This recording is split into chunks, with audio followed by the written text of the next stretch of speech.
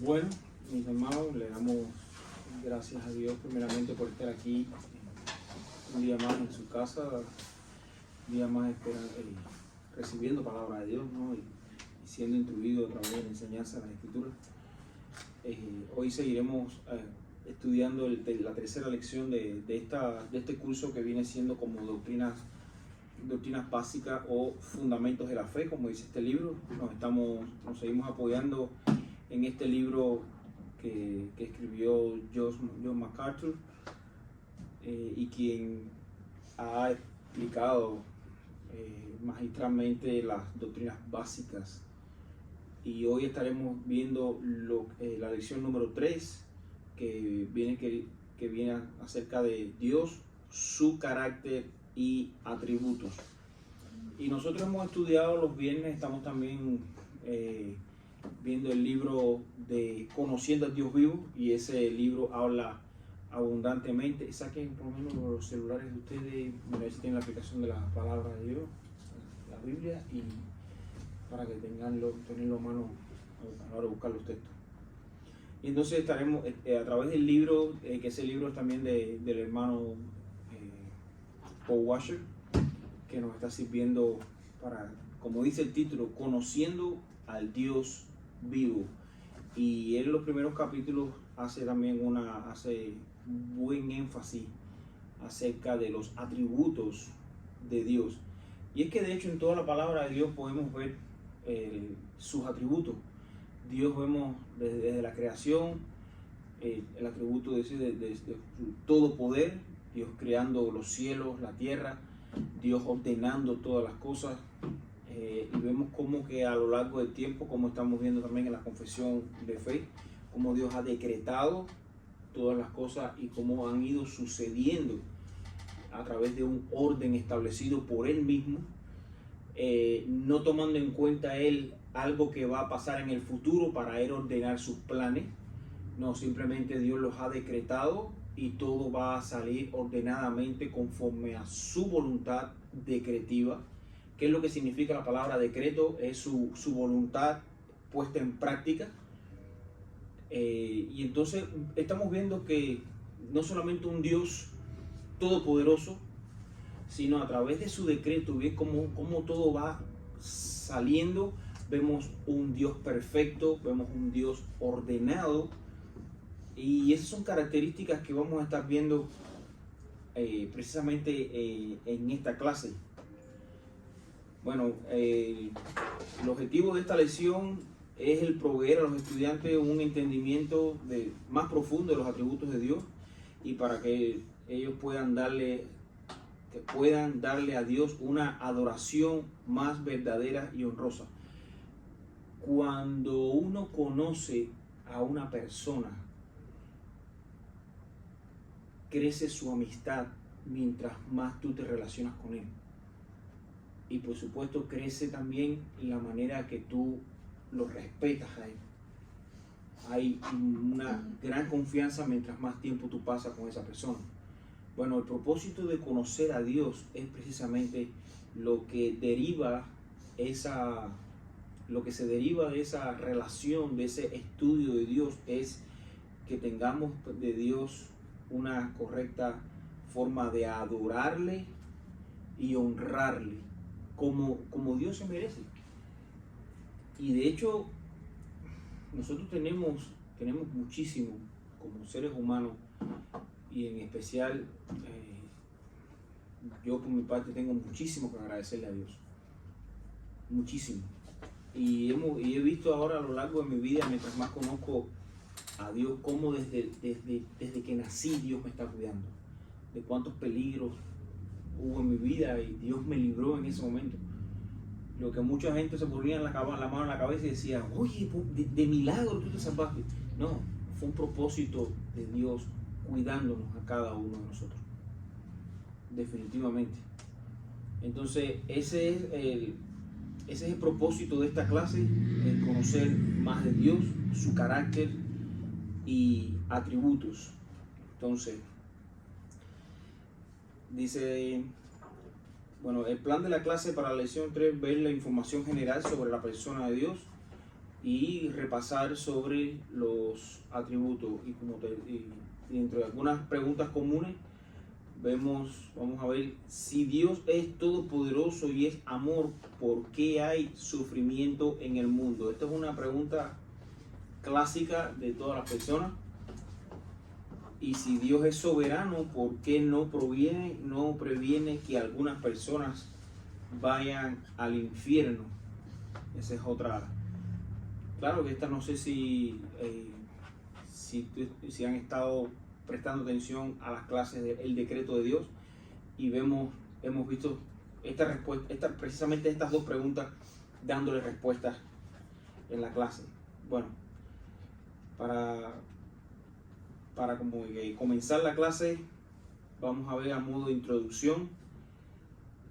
Vamos a pedirle a un estudiante que lea el primer párrafo, y repasamos unos minutos, repasamos los versículos a memorizar de las primeras dos lecciones. Vamos a recordar que todas las lecciones 1 y 2 se enfocan en la Biblia como la revelación de Dios, y esta lección entonces se enfocará en el carácter de Dios como ha sido revelado en su palabra. Entonces la primera parte que vamos a estar viendo hoy buscamos en Génesis 1:1. Vemos la existencia de Dios es asumida. Es como dice esta clase. Tenemos, aquí dice la lección número 3.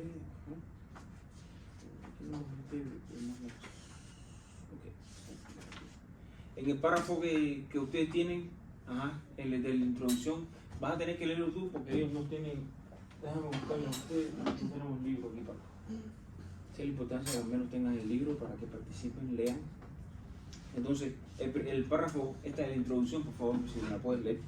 En las religiones del mundo de hoy hay muchos supuestos dioses y muchas opiniones acerca de cómo es Dios con mayúscula o Dios con minúscula. La Biblia, al contrario, reclama ser la revelación del Dios verdadero. La Biblia nunca trata de probar que Dios existe. Ella simplemente afirma: en el principio Dios. Génesis 1:1. En el principio Dios creó. En el principio Dios creó. Aquí hay una gran explicación que dio sobre el uso de la D mayúscula y D minúscula. Y eso lo enfatiza mucho la palabra de Dios. Y de hecho podemos ver, cuando hablamos de la doctrina de Jesucristo, que eso va a estar en el capítulo, en la próxima clase, vemos cómo a Jesucristo siempre lo mencionan cuando hablan de que lo comparan con Dios. Vemos que ese Dios es mayúscula, y un texto clave de eso es Juan 1:1. Dice: en el principio era el verbo, y el verbo era Dios, y el verbo era con Dios. Y ese verbo dice que se hizo carne y habitó entre nosotros. O sea, cuando vemos ese primer encabezado, y vemos entonces, el verbo era Dios, dice la palabra de Dios, que en el principio Dios creó los cielos y la tierra, dice, y dijo Dios, sea la luz. Pero dice que esa creación, dice que ese verbo se hizo carne. ¿Y quién fue que se hizo carne y murió en una cruz? ¿Quién fue? Jesús. Entonces, cuando está hablando en Génesis 1:1 de que en el principio era el verbo, y el verbo era con Dios, y el verbo era Dios, dice, y ese verbo habitó entre nosotros. Entonces está diciendo que Jesucristo, ¿qué cosa es? Él Dios.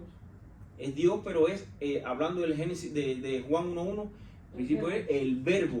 Ese verbo encarnado es Jesucristo.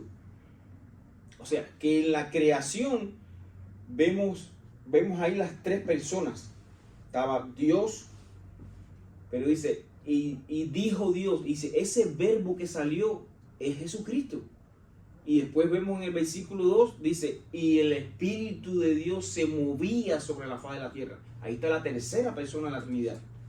Entonces, estamos viendo dentro de las características de Dios que Dios es un Dios trino. Y vemos su existencia, ahí se explica su existencia, que es asumida en Génesis 1:1.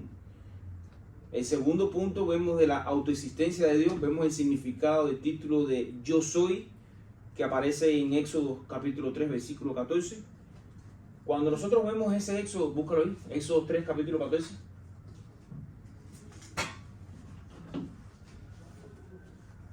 Ahí encontramos una explicación. Y es interesante porque nunca Dios, cuando habla con Moisés, dice el que fue, les dice o el que será, sino le dice todo tiempo, dile al pueblo que yo soy. Y ahí está dando una explicación de primeramente la eternidad de Dios. Dios no tiene pasado, Dios siempre ha existido, Dios siempre es presente. Nunca podemos decir no porque Dios fue o Dios no. Dios siempre es. Dios no tiene principio ni tiene fin. O sea, entonces la autoexistencia de Dios es presente en todo tiempo. Y el otro significado de la frase yo soy es que Él es el único. Dice, yo soy, no solamente es el único autoexistente, todopoderoso, sino que soy el único Dios. Y es lo que viene hablando de su autoexistencia. Y una característica la vemos en Isaías 43:13. Alguien que me lo lea, por favor, el capítulo 3 de Éxodo 14.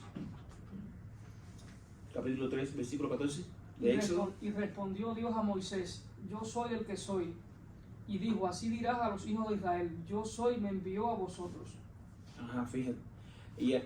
Y esa fue una conversación que ya había pasado, pero dice que Dios no le dijo a Moisés, cuando tú vayas a dile, yo era, lo ha enviado. No, le dice que yo soy, los ha enviado. Y es que Dios nunca ha dejado de ser. Dios nunca ha dejado de ser Dios. Dios nunca ha dejado de ser todopoderoso. Dios nunca ha dejado, ninguno de sus atributos han pasado.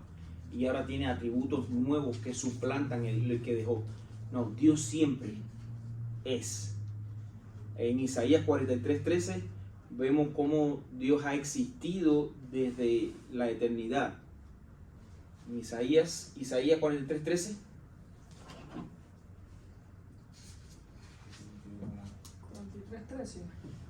43:13. Isaías 43:13. Aún antes que hubiera día yo era, Sí. y no hay quien de mi mano libre lo que hago yo. ¿Quién lo estorbará? Dice que antes que hubiera día, ya Él era. O sea, antes de que Él hubiera creado el tiempo.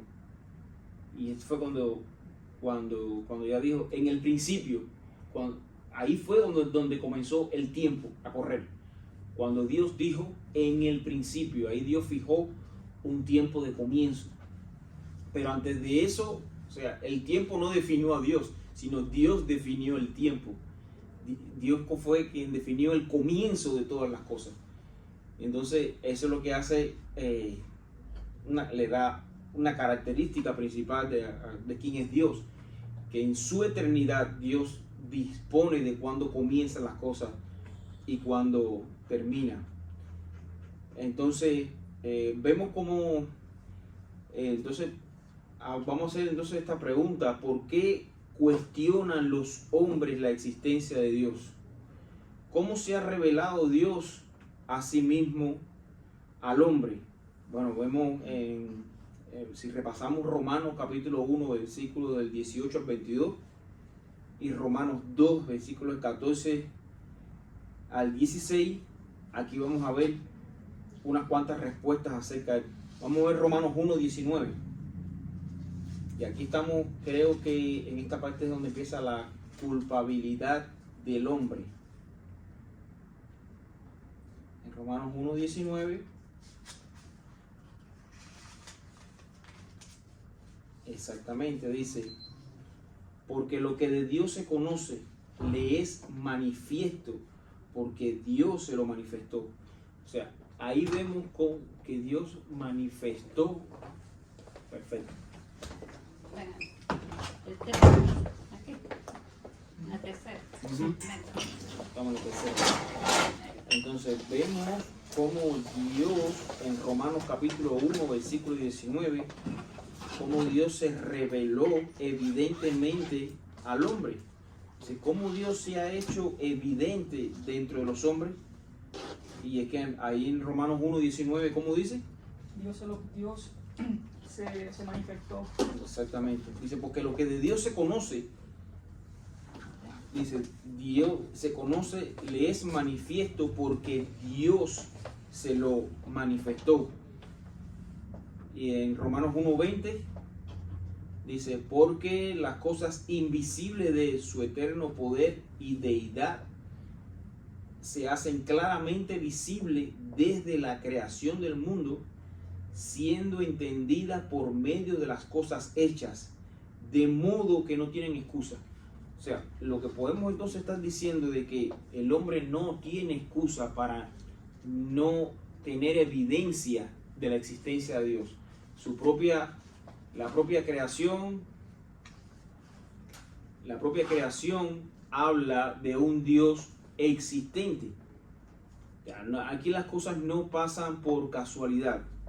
Las cosas, bueno, vino el Big Bang y creó, y la molécula de tal lado se unió con la partícula de aquel y creó las cosas. Decía un muchacho en Facebook hace un tiempo que lo dice, que hay que tener más fe para creer de que la creación vino producto de una explosión y que se unieron todas las partículas esas, que para creer de que realmente hay un Dios que creó todas las cosas. Porque todo es justificable por 173 mil millones de años. O sea, le meten una cantidad de años a la creación para justificarlo, cuando es evidente de que tanto sincronismo de toda la naturaleza, el día, la noche, las estaciones del año, que todo vengan cada vez perfectamente. Dice, esa sincronización, eso no es al azar. Eso no es al azar, eso es algo, alguien no solamente que creó, sino que también sustenta, buenas, sino que sustenta todas las cosas desde el inicio. No solamente Dios las creó, Dios las dispuso, sino que aún así Dios mantiene las cosas funcionando. Dios las sustenta, ya como dice la palabra de Dios. Bueno, estamos en la clase número 3, que eso viene siendo la página 56. No, usted tiene una diferente, la 24, por favor. La 24. Entonces, esta clase, como bien se titula, dice de Dios, su carácter y atributos. Y realmente es una clase, si nos ponemos a profundidad, es una clase realmente extensa. Pero estas clases están diseñadas como para tener una idea básica de todas las características que estamos estudiando. Y en este caso vamos a tener un conocimiento básico de quién es Dios, de qué es su carácter y sus atributos. La palabra atributos, cuando decimos atributos, ¿qué nos viene a la mente?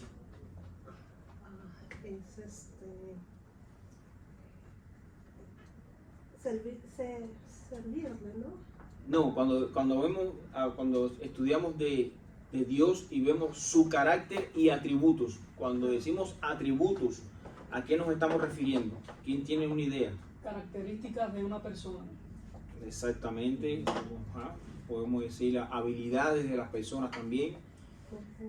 En este caso, o sea, el hecho simplemente de ver características, atributos de Dios, ya es algo que nos debe asombrar ya de por sí solo el ver las características de Dios.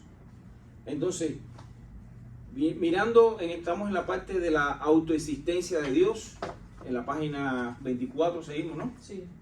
Entonces, en el segundo, la importancia de conocer a Dios. Entonces, es que yo tengo el libro que es para dar la clase, y entonces lo que necesito es irme guiando, o yo les voy diciendo, pero ustedes se van organizando en su libro, porque son libros diferentes. Entonces, vemos cómo Dios se ha revelado a sí mismo a los hombres a través de sus conciencias, y eso lo podemos encontrar en Romanos capítulo 2, versículo 15, y alguien que lo tenga, que lo encuentre, por favor. Romanos 2, capítulo 15. Mostrando la obra de la ley escrita en sus corazones, dando testimonio su conciencia y acusándoles o defendiéndoles sus razonamientos. Fíjate, ¿qué función hace la ley?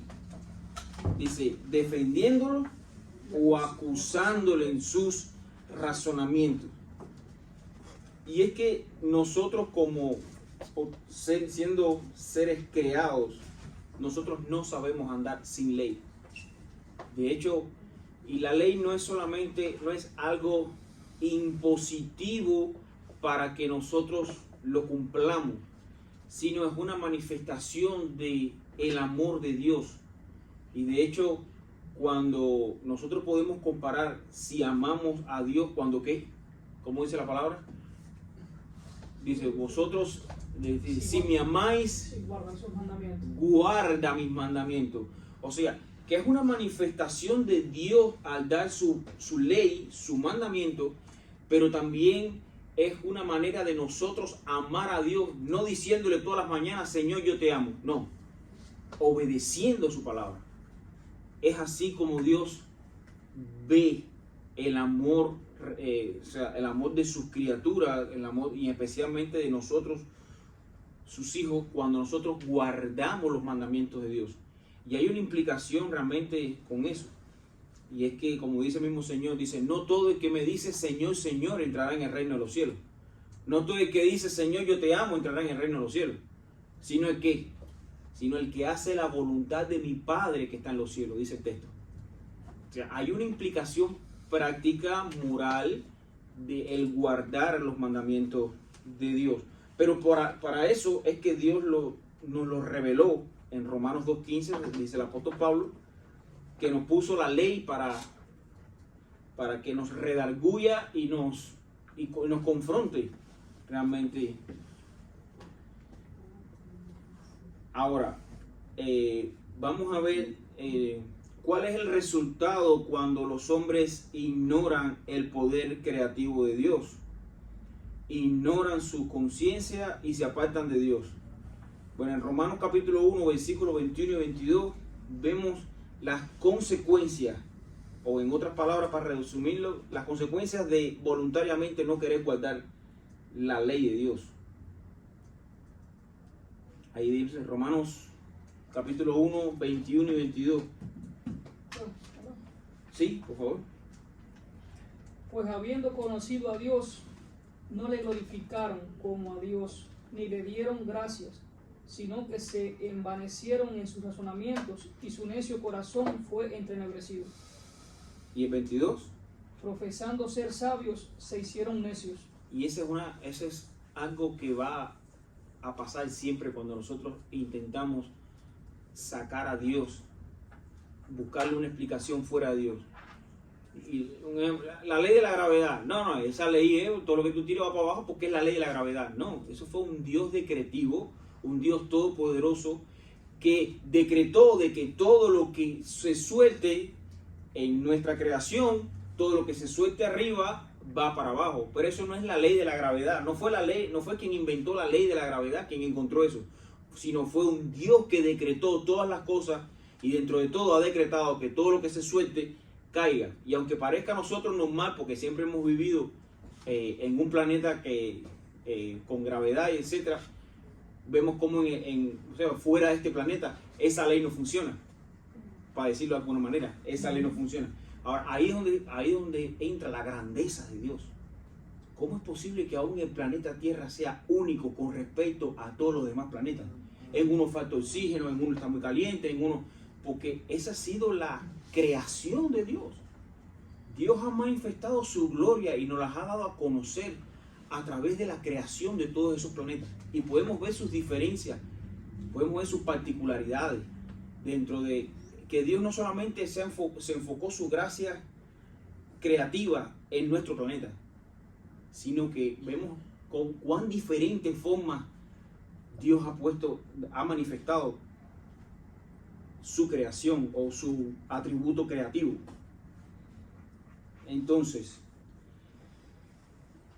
ahora vamos a ir resumiendo de que dentro de, no solo sobre la Trinidad, sino que vemos cómo esta Trinidad funciona como un solo Dios.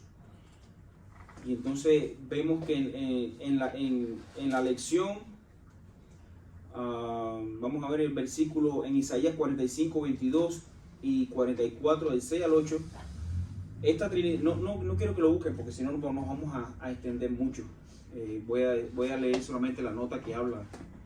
Aquí dice: note sobre la Trinidad que una vez que haya establecido que solo hay un Dios, es interesante el notar que Dios se refiere a sí mismo en el plural. Y eso lo podemos ver en Génesis, cuando dice Dios como hagamos al hombre. O sea, vemos que es un solo Dios, pero cómo se manifiesta plural. Vemos también cuando Cristo estaba dando a los apóstoles, estaba diciendo: id y hacer discípulos a todas las naciones. Eran como más de 70 personas. Y decía, ¿y qué le decía? Y bautizándolo en el nombre, menciona un nombre, pero de ese nombre se identifican 3 personas. Dice, bautizándolo en el nombre del Padre y del Hijo y del Espíritu Santo. Si hubiera habido un error gramatical, se hubiera dicho, no, bautízalo en los nombres del Padre, del Hijo y del Espíritu Santo. Pero sin embargo, dijo, no es un error gramatical. Es que esa es la esencia de la Trinidad, que a la vez se hace un solo Dios.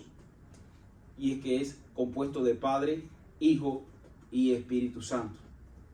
Bueno, esto nos permite a nosotros que Dios se refiere a sí mismo como nosotros y nuestro. Y esto le permite introducir la Trinidad. Y es que esto lo vamos a ir desarrollando más adelante. Y entonces estudiaremos en estos momentos en la lección de Jesucristo. Cuando estudiemos en la próxima clase la lección de Jesucristo, abordaremos más en el tema de la Trinidad. Ahora, veamos entonces como información general sobre Dios.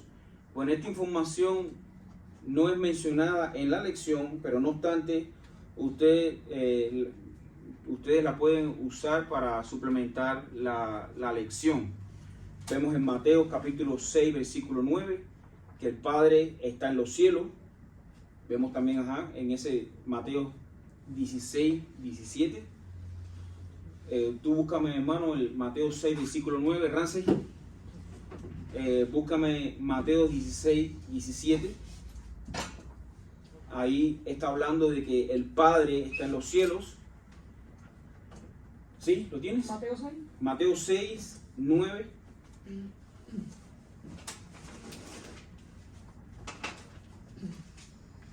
Vosotros pues oraréis así: Padre nuestro que estás en los cielos, santificado sea tu nombre. Exacto, ahí está la oración modelo cuando Cristo estaba enseñando a orar a sus discípulos, y arranca diciéndole cómo oraréis así. Dice, Padre nuestro que estás en los cielos. En Hebreos capítulo 10, versículo 12, vemos otra característica, como Cristo está en el cielo a la mano derecha de Dios.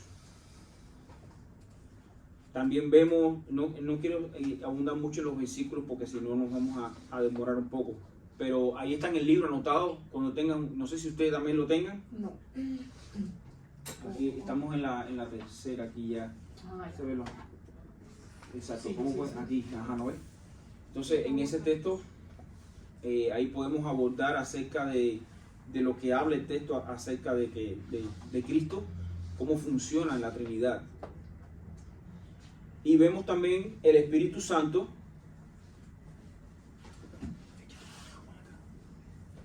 Vemos que el Espíritu Santo está ministrando dentro de los creyentes.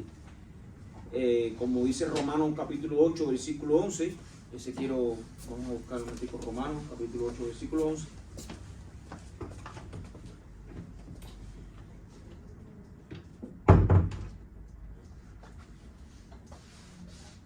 Okay.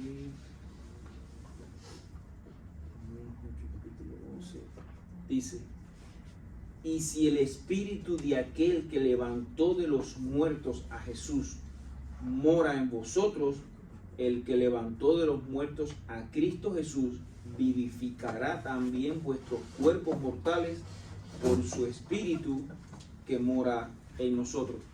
Bueno, si el único que tiene poder para resucitar, y lo hemos visto en los evangelios, era Cristo, y para eso tenía que ser, o sea, primeramente Dios, el único que tiene poder para resucitar. Vemos a Cristo que en su nombre decía, y como dijo Lázaro, sal fuera. Él no dijo en el nombre de Dios, él solamente dijo, Cristo dijo, Lázaro, sal fuera. Él no se refirió a un nombre mayor. O sea, eso lo pone al igual que ¿qué? Que Dios. O sea, ahí habla que Cristo es Dios. Ahora, dice que este mismo espíritu también tiene el mismo poder de resucitar. O sea, que estamos hablando que este espíritu, ¿qué cosa es? ¿Quién es? Dios. Dice, por este espíritu fue que Cristo fue resucitado. O sea, ahí vemos claramente la manifestación de la Trinidad. Aunque hayan algunos de otras religiones que dicen, no, porque la palabra Trinidad no aparece en la Biblia. Bueno, que no aparezca en la Biblia no quiere decir que no exista. Ahí claramente vemos manifestada la Trinidad. Ahora, ¿podemos conocer a Dios? Bueno, en varios textos podemos ver que Dios es incomprensible, pero la palabra incomprensible no quiere decir... La palabra incomprensible no quiere decir de que Dios no tenga lógica. Bueno, que Dios no tiene lógica para nosotros. No. Lo que estamos hablando es que Dios está sobre nuestra lógica. Y se hace incomprensible porque es un nivel mucho más alto, mucho más inteligente, una sabiduría en extrema que por supuesto a nivel de nosotros es imposible. Que aunque estemos hechos a imagen y semejanza de Él, eso no quiere decir que nosotros vamos a poder entender a Dios a cabalidad, y mucho menos en este estado pecaminoso, que aunque estemos restaurados por la gracia de Dios, o sea, todavía tenemos esa limitante. Entonces, vemos a un Dios es un espíritu invisible, como dice Juan capítulo 4, versículo 24.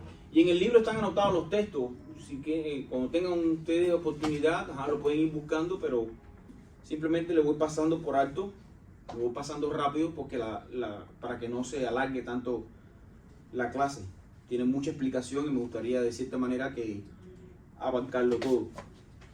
Entonces aquí estamos viendo como que más características, los atributos más,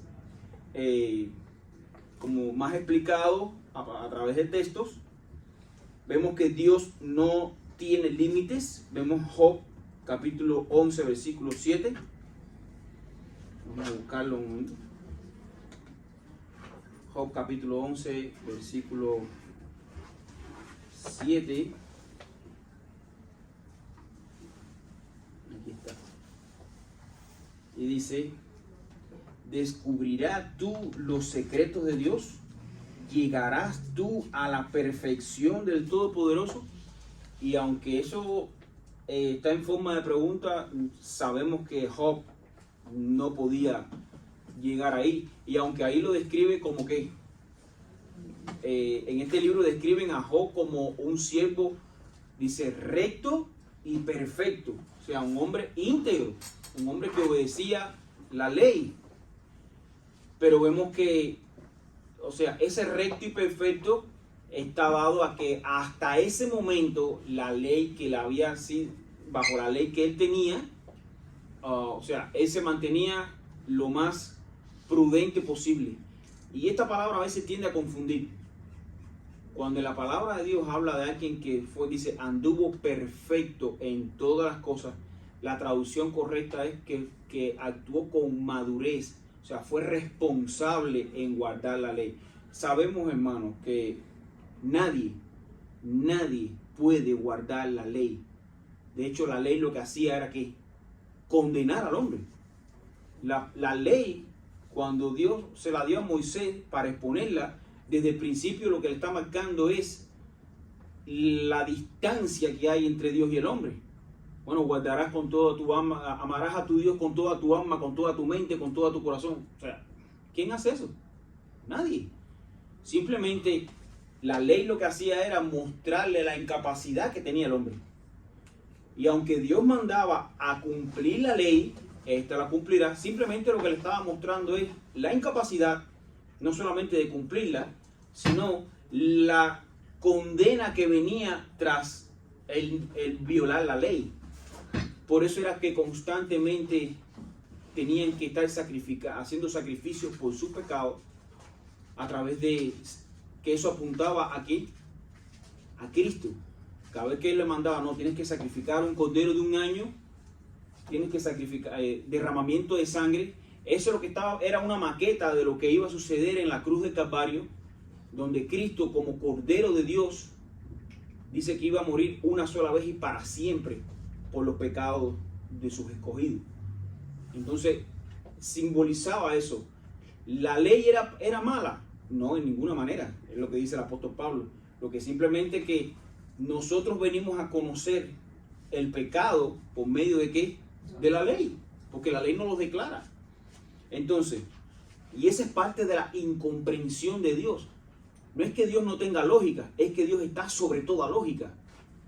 Es muy difícil. Es como tú explicarle un software a un niño de 6 meses. No, Pipo, no puedes tocar esta tecla. El niño de 6 meses te va a entender. Imposible. Es lo mismo cuando Dios nos trata directamente con nosotros. Y mismo Cristo lo decía, si ustedes no entienden las cosas terrenales, menos van a entender las celestiales. Las manifestaciones que vemos de Dios en la palabra, en su palabra, cuando Dios se manifestaba al pueblo, dice, vemos como una rueda llena de ojos. Vemos como los pies de bronce, el cuerpo o sea, vemos, son maneras difíciles de comprender a Dios. Entonces, ¿cómo ha tenido que hacerlo? Paulatinamente, porque nosotros no tenemos la capacidad total de entender a un Dios infinito. Entonces, Dios, por medio de pactos, por medio de revelaciones, es que se ha ido mostrando para que nosotros podamos conocerle. Ahora, aún así podemos nosotros tener una verdadera relación con Dios. Aunque no conozcamos todo de Dios, aunque no tengamos la capacidad de conocer a Dios a plenitud, eso no quiere decir de que Dios no se nos ha mostrado. Dios se nos ha mostrado y se ha mostrado lo suficiente para que podamos tener una relación verdadera con Él. Y eso es parte del conocer a Dios. Vemos que Dios solo puede ser percibido divinamente a través del Espíritu Santo, es quien se nos ha dado a conocer. De hecho, el mismo Jesús le decía acerca de Pedro, cuando él preguntó, ¿quién cree usted que soy yo? Y uno decía, no, uno dice que tú eres Elías, que tú eres un profeta. Y el mismo Pedro dijo, no, tú eres el Hijo del Dios Altísimo. Y él le dijo, bienaventurado eres Pedro, porque eso te lo reveló mi Padre Celestial que está en los cielos. O sea, podemos conocer a Dios cuando el Espíritu de Dios nos revela realmente. Es el Espíritu de Dios que nos ayuda a conocer a Dios. De hecho, por eso Cristo le decía, es bueno que yo me vaya, porque cuando yo me vaya les enviaré el Consolador. Y Él lo que les convencerá de pecado, los redarguirá. O sea, nosotros venimos en arrepentimiento cuando el Espíritu Santo viene a morar en nosotros. Entonces, ¿qué función hace el Espíritu Santo en nosotros? Nos guía a toda la verdad. Nos guía. Dice, es el Consolador. ¿Por qué necesitamos consuelo? Porque estamos sin esperanza. Es Dios quien es nuestra esperanza. Y es entendido, se ha dado a conocer a través de su Espíritu. Es quien podemos acercarnos, podemos entenderle, podemos adorarle como Dios ha establecido. Aún la adoración, como hemos visto en clases anteriores, aún la adoración de Dios no está dada a nuestra imaginación, sino Dios estableció las pautas de cómo se debe adorar a Él. Entonces podemos también conocer a Dios a través de Cristo, como dice Mateos 11:27, y vamos a buscar ese texto.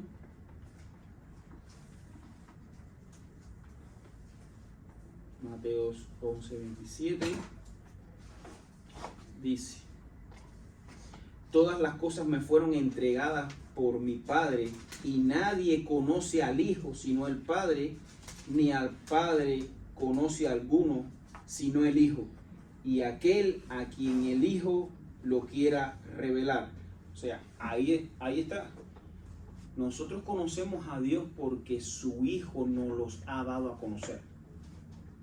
Y tal es la semejanza, por supuesto, sabemos que es Dios, que dice que quien ha visto al Hijo, dice, ha visto al Padre, porque la misma palabra de Dios dice de Jesús, dice, porque el Padre y yo, mismo Jesús diciendo, porque el Padre y yo, dice, nos parecemos mucho. ¿Cómo dice el texto? ¿Quién se recuerda? Dice, porque el Padre y yo, dice, uno somos. Yo me puedo parecer mucho a mi papá, puedo tener muy parecido el carácter, muy parecido a la voz, muy parecido a la forma de pensar, pero yo y mi papá nunca vamos a ser igual. Pero ahora, la característica explicada por el mismo Jesús de llegar a decir de que Él y el Padre dice, uno somos, eso da una clara explicación de que Cristo es Dios y Dios es trino. Eso nos revela en otros textos, los mismos apóstoles le dijeron, Señor Jesús, muéstranos al Padre. Y Él le decía, tanto tiempo he estado entre nosotros y no me reconoce. O sea, ¿qué estaban pidiendo los apóstoles? ¿Que le enseñara a quién? Al Padre. A Dios. Y el mismo Cristo se tomó la potestad de decir, tanto tiempo he estado entre vosotros, ustedes no me conocen. O sea, mostrándose, diciendo Él claramente que Cristo aquí es Dios. Entonces, ahí podemos ver que podemos conocer a Dios, podemos relacionarnos con Dios a través de la persona de Jesucristo. Bueno, aquí quiero leer esta nota de Josh MacArthur hablando acerca de... Dice, ¿cuál es la diferencia entre el conocer a Dios y el conocer acerca de Dios? Dice, ¿cómo es que podemos conocerle? ¿Cómo es que podemos conocer a Dios? Bueno, usted sabe, el profeta dijo, me buscaréis y me encontraréis cuando me busquéis de todo corazón. ¿No? Salomón dio información muy sabia en Proverbios 2, del 3 al 5. Dice, él dijo, porque si clamas a la inteligencia y a tu voz al entendimiento, si lo buscas como a plata y lo procuras como a tesoro escondido, entonces entenderás el temor del Señor y descubrirás el conocimiento de Dios. Salomón dijo que solo hay una manera de realmente conocer a Dios y de conocer todo lo que ha sido revelado acerca de Dios. Y esa manera es hacer de eso la búsqueda y propósito de tu vida. ¿Viste cómo lo está diciendo Josh MacArthur? En ese texto dice, si lo buscares como que, dice, si clamares a la inteligencia, dice, si lo buscares como a plata y lo procuraras como tesoro escogido, o sea, como algo realmente valioso. Dice, si lo buscares, entonces, dice, de esa manera es hacer de esa búsqueda el propósito de tu vida. Si usted está buscando dinero, si está buscando el éxito, si está buscando alguna otra cosa, usted no descubrirá todo lo que hay por saber acerca de Dios. Pero él dice, si lo buscas como a plata y lo procuras como a tesoro escogido, entonces entenderás el temor del Señor y descubrirás el conocimiento. Ya son palabras de John MacArthur. Entonces, hermano, aquí vemos ahora en el cuarto punto, vemos los atributos de Dios, los atributos de la deidad. O sea, vamos a ver características que hacen, o sea, características directamente de Dios. Entonces, por ejemplo, algunos de los atributos de Dios nosotros no podemos poseerlo. Y esa es la diferencia de nosotros. Y es que, por ejemplo, Dios es eterno, sin principio ni fin. Podemos ver la omnipotencia, Dios es todopoderoso. Podemos ver la soberanía, Dios es la principal, Dios es lo principal o altísimo, supremo. Y es por eso que se ve, por eso es que cuando estos atributos nosotros los aplicamos a nosotros, se ven como pecado. Porque el a veces creernos de que no lo sabemos todo, o de por muy fuerte que estemos pensamos que podemos hacer todas las cosas. No, nosotros somos seres limitados. Nosotros simplemente caemos en pecado. Se ve esto pecaminoso en nosotros porque son características de un Dios santo. Cuando alguien tú le dices, este se cree que se lo sabe todo. Sabemos que eso es una cosa irónica porque sabemos que el único que todo lo sabe es Dios. Entonces, aplicar estas características a nosotros como personas limitadas, pecaminosas, o sea, limitados en todo, eso claro que se ve como pecado, pero no en Dios. Entonces, estas características dan evidencia de que estemos delante de un Dios todopoderoso. Y es que en su eternidad, omnipotencia. ¿Qué significa omnipotencia? Omnipotencia. Todo lo puede. Todo lo puede. Entonces, soberanía. Cuando estamos hablando que Dios es soberano, ¿qué significa la palabra soberano? Una respuesta, algo. Que es rey sobre todas las cosas. Exactamente. ¿Algo más? Posee el poder supremo. Exacto. Bueno, de hecho esto lo estuvimos estudiando hace poco. Soberanía es que Dios puede hacer todo. O sea, Dios no tiene límite. Dios no tiene que preguntarle a alguien para que dé autorización para hacer las cosas. Dios es Él que autoriza todas las cosas. La omnisciencia. ¿Qué significa omnisciencia? Una respuesta. Omnisciencia. Que todo lo sabe. Dios lo sabe todo. Omnipresencia. Que está en todo lugar. Pero aparte de eso, Dios posee también algunos otros atributos, pero no a la perfección. Dice, no obstante, podemos poseer algunos de estos atributos de Dios, pero no a la perfección que Dios lo posee, tales como la santidad, rectitud y justicia, el amor. Y de hecho el primero es el único atributo que Dios tiene, que se repite en la palabra de Dios como que Él es santo, santo, santo. Y ahí está dando una característica de que Dios se toma muy en serio el trato con el pecado. Dios no se mezcla con el pecado, ni tampoco está contento cuando uno de sus hijos anda en el pecado.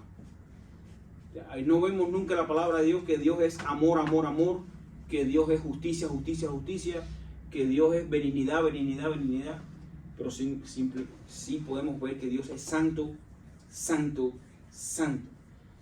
Ya con poseer esta sola característica una vez, habla de una rectitud de Dios, pero tenerla 3 veces, o sea, estamos hablando de que Dios es totalmente limpio, apartado del mal, y que por supuesto no va a dar por inocente al culpable. Ahora vamos a ver entonces la armonía de los atributos de Dios. Y esto aquí nos puede llevar a que podemos notar que los atributos de Dios trabajan juntos en perfecta armonía. Por ejemplo, Dios es amor, pero Dios es también justo. Entonces, si para ver esta armonía, ¿cómo se armoniza juntos el amor de Dios y la justicia de Dios? ¿Cómo podemos encontrar una armonía entre el amor de Dios y la justicia de Dios? O el amor de Dios y la ira de Dios. En nosotros mismos, ¿cómo podemos ver ese ejemplo explicado? O en los creyentes. Que Dios, ¿qué? Dios siendo totalmente justo, Dios siendo totalmente justo, Dios no tolera el pecado, pero sin embargo, Dios también nos amó. Ahora, ¿cómo se cerró ese círculo? En medio de Jesucristo. En Jesucristo Dios aplicó, por amor a nosotros, su total justicia sobre su Hijo. Todo el pecado, todo el castigo del pecado que merecíamos nosotros, dice, Dios lo puso sobre su Hijo, para de esa manera satisfacer su ira que merecíamos nuestros pecados.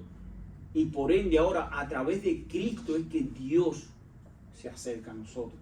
Dios nos ama. ¿Por qué? Porque está Cristo puesto en el medio.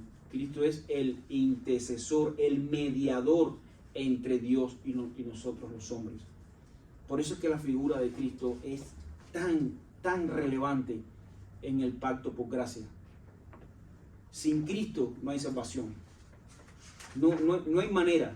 De hecho, el juicio va a ser, el juicio será cuando ¿qué? Cuando Cristo sea quitado. Cuando nosotros tengamos que enfrentar cara a cara a un Dios santo, justo, y ahí es donde, pero si nuestra fe está en Cristo, nosotros como que por gracia nos han regalado al mejor abogado. Por eso es que este es el momento que podamos cada uno de nosotros reconciliarnos con Dios. ¿Reconciliarse con Dios es posible? Sí, por medio de Cristo. Por eso todas nuestras oraciones, todos nuestros arrepentimientos deben terminar en el nombre de tu Hijo Jesús, Señor. Perdóname. O te lo pedimos, Señor, en el nombre de tu Hijo. Porque nosotros no estamos en la capacidad de acercarnos directamente a Dios, sino lo hacemos por medio de su Hijo. De hecho, lo estaba leyendo en esta semana en hebreo, cómo estaba compuesto el tabernáculo. Decía que había un lugar santo, donde ahí estaban todos los sacerdotes, que ellos ministraban el incienso, pero o sea, y ahí habían tres o cuatro atributos. Vamos a buscar Hebreos capítulo 9. Hebreos 10, que creo que exactamente en Hebreos 10. Dice que en el lugar santo, porque la ley teniendo la sombra venidero de la imagen misma de las cosas, nunca puede por los mismos sacrificios que se ofrecen continuamente cada año hacer perfecto. Dice, de otra manera cesarían de ofrecerse, pero los que tributan este culto limpios una vez y no tendrían ya más conciencia de pecado. Pero en estos sacrificios cada año se hace memoria de los pecados, porque la sangre de los toros y de los machos cabríos no puede quitar los pecados, pero lo cual entrando en el mundo, dice, sacrificio y ofrenda no quisiste, mas me preparaste cuerpo, holocausto y expiaciones por el pecado no te agradaron. Entonces dije, aquí vengo, oh Dios, para hacer tu voluntad, como en el rollo del libro está escrito, diciendo primero sacrificio y ofrenda. Déjame ver dónde, que él está explicando la posición de cada lugar. Estaba el lugar santo, que en el lugar santo estaba el incienso, los panes de la proposición. Dice, estaba el lugar santísimo, donde estaba la vara que reverdeció de Aarón, estaba la ley, que nada más que en ese lugar podía entrar el sumo sacerdote una vez al año, habiéndose purificado primeramente por sus pecados.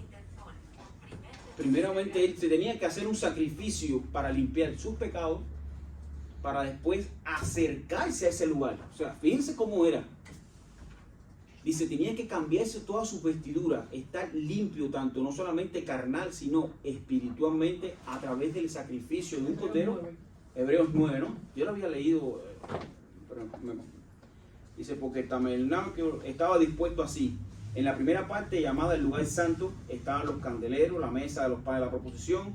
Dice, tras el segundo velo estaba la parte del tabernáculo llamada el lugar santísimo, el cual tenía un incensario de oro y el arca del pacto cubierta de oro por todas partes, en la que estaba una urna de oro que contenía el maná, la vara de Aarón que reverdeció y las tablas del pacto, y sobre ella querubines. Dice, y así dispuestas estas cosas en la primera parte, dice, dando el Espíritu Santo a entender. Pero en la segunda parte dice, solo el sumo sacerdote una vez al año, dice, no sin sangre, lo cual ofrece por sí mismo y por todos los pecados de ignorancia del pueblo. O sea, en ese lugar nada más que podía entrar una vez al año, primeramente ofreciendo sacrificios por él, pero también por sacrificios por su pueblo, por los pecados de ignorancia. Claro, ya en este momento ya en nosotros no se aplica pecado de ignorancia. Era en aquel momento, porque no estaba la revelación completa. Ya Dios ha revelado. Pero por eso es que Cristo muere, que una vez, dice, Él es el Cordero de Dios, dice, que quita el pecado del mundo. Él es el que hizo ese sacrificio que se hacía una vez al año por los pecados del pueblo. Una vez que Cristo se sacrifica, ya no necesitamos más sacrificio. Cristo puede perdonar. El sacrificio de Cristo perdonó el pecado de todos sus hijos una vez y para siempre. Eso nos da una mayor garantía de nuestra salvación. O sea, por eso la persona de Cristo es tan importante. Cristo no solamente cargó con nuestros pecados, sino que con su sacrificio aplacó la ira de un Dios totalmente justo y santo.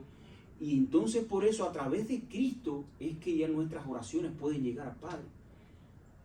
Siendo Dios el ofendido, fue Él quien se reconcilió con nosotros, porque nosotros no podíamos acercarnos a Dios. Miren lo importante que es que Cristo haya cumplido la ley y haber obedecido al Padre. Por eso Cristo dice en Hebreo, dice que Él es el sumo sacerdote. Dice, acerquémonos pues confiadamente ante el trono de la gracia. Dice, porque tenemos un sumo sacerdote que Él padeció como mismo padecemos nosotros. Dice, pero sin pecado. O sea, cuando nosotros le oramos a Dios por nuestras necesidades, por nuestros dolores, por nuestras consecuencias, lo que estamos sucediendo, Dios nos entiende. Porque eso lo vivió Cristo. Cristo fue tentado sin pecado. Cristo fue llevado a la cruz a puro dolor. Cristo padeció con muerte, pero al no encontrar ese pecado, Él venció la muerte.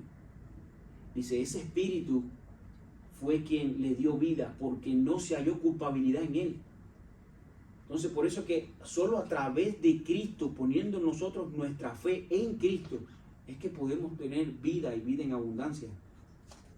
La confianza, la seguridad de nuestra salvación no está porque nosotros leemos la Biblia, cumplimos el plan de lectura una vez en un año, porque lo oramos todos los días.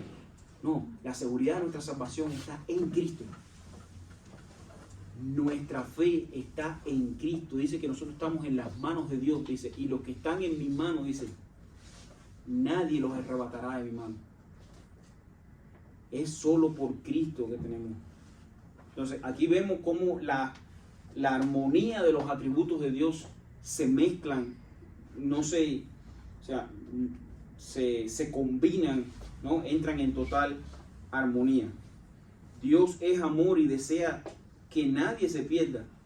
Así que dio a su Hijo para que muriera en nuestro lugar. Dios es justo y juzgará a los hombres por su pecado y por su rechazo de Cristo. Ahora, ¿sería nuestra sociedad justa si no castigáramos a un asesino? No, no sería justa. Por eso es que tenemos que... Un asesino debe ser castigado, un ladrón debe ser castigado. Ya hoy en día Si el ladrón es el hijo de un mafioso o el hijo de un adinerado, le paga al juez y libera. Pero esa justicia es quebrantable aquí. Delante de Dios nadie va a sobornar a Dios. Nadie. Entonces, tiene que haber armonía entre los atributos de Dios. Y este es el punto.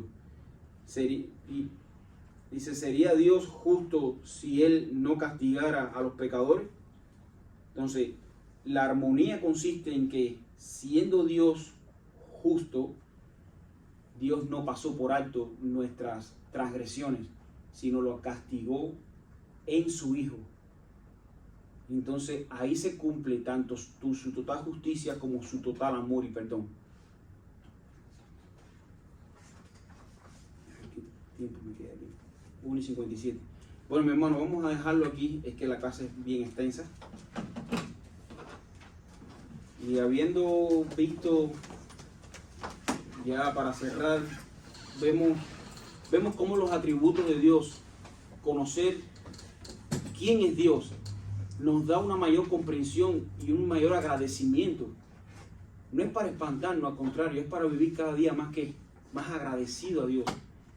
Señor, yo mereciendo el infierno, el castigo, tú lo pusiste en tu Hijo para darme la única oportunidad de salvación y vida eterna que tengo. ¿Cómo tú puedes ser todo amor, a la vez toda justicia? ¿Cómo puedes combinar tu ira y tu santidad al mismo tiempo? En la persona de Cristo se cumplen esas cosas. Bueno, hermano, vamos a dejarlo aquí. Nos quedamos en la página, en el cuarto. 27. Los atributos de Dios, la armonía. Nos quedamos en la parte B, que es la armonía de los atributos.